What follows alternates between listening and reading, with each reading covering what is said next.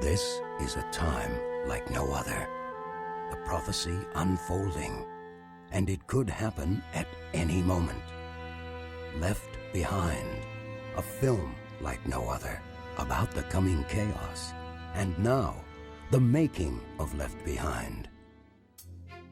Hi, my name's Janaea Stevens, and I play the role of Chloe Steele in the new feature film Left Behind. What's happening? What's going on? My baby, did you see? I'd like to tell you a little bit about taking this best-selling book written by Tim LaHaye and Jerry B. Jenkins to the big screen. Since its first release in 1995, it has gone on to become a wildly popular book series. So naturally, it wasn't long before a vision emerged to turn this best-selling book into a feature film. A young Christian film company called Namesake Entertainment, founded by Bobby Newts and Joe Goodman, approached the authors. We had a real commitment to the authors when we optioned the rights that we were going to maintain the integrity of the story. We thought that was real important to them, and so we told them that as we go through this process, you guys are with us. In 1999, Joe and Bobby approached brothers Peter and Paul Lalonde, the founders of Cloud 10 Pictures, the first ever full-fledged Christian film studio. They were impressed with the quality of Cloud 10's previous films and their overall commitment to Christian values. Knock over this little glass of water right now and I'll be a believer. Come on. Come on, God. Make a believer out of me. Using the sophisticated language of film and technology, the timeless stories of the Bible are told with contemporary appeal. Every story's got to have a moral. I believe that. You should walk away with something. Renounce his and tell the Son of Man that he has no place in your heart, that he has no place in your life. It's time for the audiences of America to be seeing messages like this, and I'm very proud to be a part of it. I never said I didn't believe in God. Oh. Well, do you believe in that? Huh? That's a complex question. It is not a complex question. It's about bringing the quality level up and making Christian films that are on par with anything that Hollywood does. And I think the marriage of that vision and Cloud 10 with Left Behind, the most phenomenally successful fictional book series in the history of publishing, we're not just talking about the Christian world here, is a marriage that allows us to paint this picture and bring these characters to life on the, the huge canvas of the big screen of theaters. At the end of the day, we really felt led because of Cloud 10's understanding of the Christian market and how to market to those people. Felt like a real fit when they were willing to really make this a co-production with us. That was perfect. People are missing. Dozens of seats, empty. Hattie, it's a big airplane. People are probably in the lab. I've looked everywhere. I'm telling you, they're not here. They're not anywhere. Okay? Their shoes, their clothes, their closets. It's crazy. They're all left behind. The people are gone. Back when the novel Left Behind first came out, it almost immediately hit the big time. Not only were Christians hungry for this story of the end times, but the general public ate it up as well. Recently, Barnes & Noble voted it one of the top 10 books of the 20th century and the best-selling series of all time.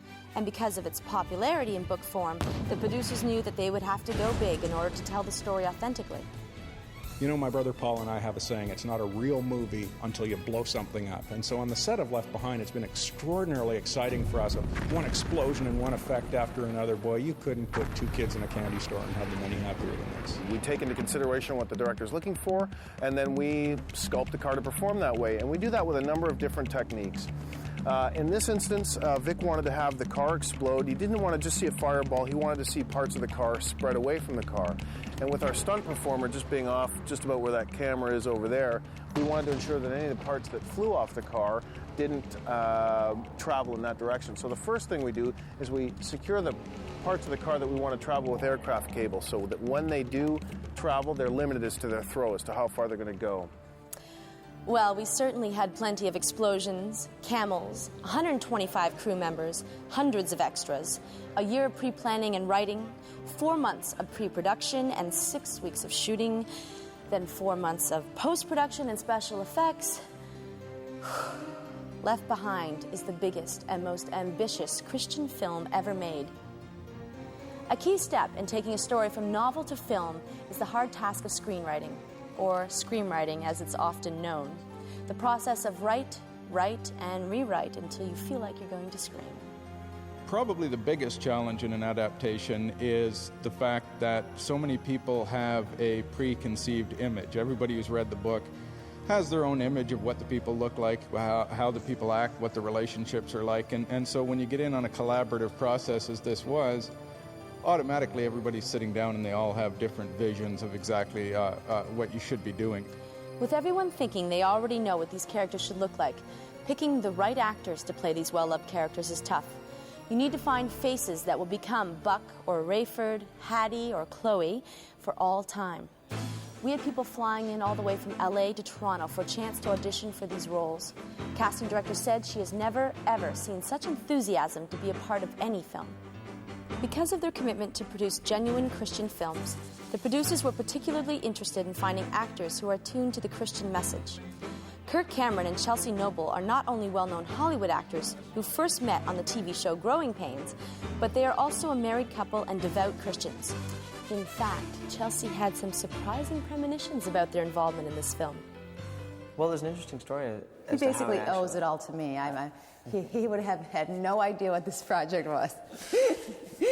Basically, what happened was Chelsea was reading the book after a friend had given us all four of the first four books in the series, and she had read the book. And late at night, I got this, slap from Chelsea. Oh my gosh, this is the greatest book. You've got to read this. It's a fantastic book, and they need to make this into a movie. And she said, and I would love to play the role of Hattie. And I was sleeping. Great. That sounds good. And I thought, hey, wow, that sounds great.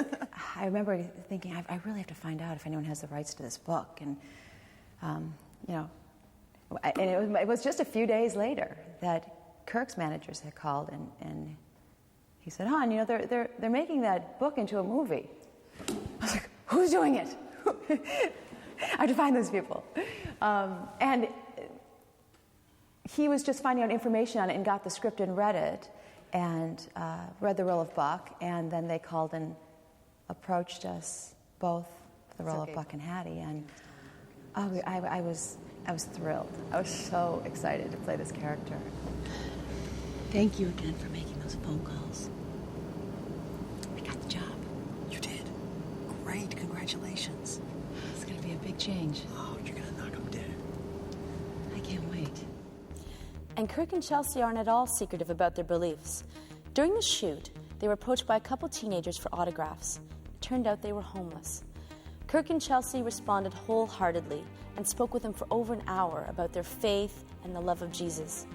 But they weren't the only ones who noticed the Christian spirit on set. One of the nice things that a number of people have said is that it's nice being on a movie set where there's actually something at stake. There's something to believe in. There's something worthwhile doing in this movie. All the crew work freelance. They do movie after movie, and 9 out of 10 movies that they work on are just blow them up or something about sex or whatever. And there's really no redeeming quality to it. And they said it actually does make a real difference in your days. They go quicker, and you have something to believe in with it. Actor Brad Johnson plays handsome airplane captain Rayford Steele, who is also my father in the film.